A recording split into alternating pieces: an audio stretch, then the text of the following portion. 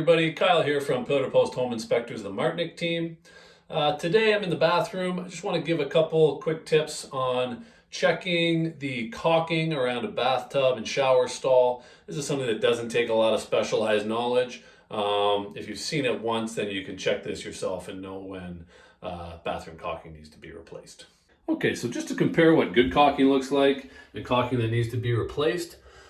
This here, there's still a nice seal here. There's not going to be any issues along this part of the wall. But pretty quickly when we come around, we start to see a small gap in this section here. And below the spout, pretty large cracks in this wall.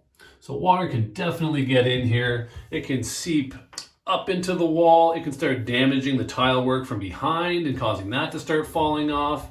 Now there is a lip that curls up from the tub which stops major water from seeping down, but if there's enough water in here that can get over that lip and sink down, cause wall damage or damage to the ceiling below anyways.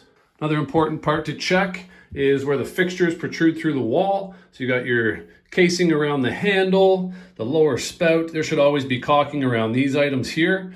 You can't see it in this video, but there is clear caulking. It's still in good shape, so that stuff doesn't need to be replaced at this moment. Another very important part to make sure the caulking is done properly is at the corners of the tub and where the tub meets the floor. These are two spots that I see water damage all the time when, kids are bathing and water splashing out, or if the shower curtain doesn't properly meet the wall, water can seep out there during a shower. This one here, you can see the caulking. There is caulking along the bottom. It's starting to peel. And the most important part at the corner, it's really cracked there. So there's now a little dip in here where water can sit when it seeps out.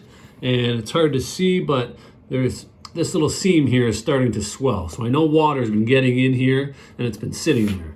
Hasn't caused any major noticeable damage yet, but that will occur if this isn't properly caulked. And you also want to do the corner in between the tub. This whole line here should be caulked to make sure water isn't seeping in there, which is then going to start causing water damage to that trim.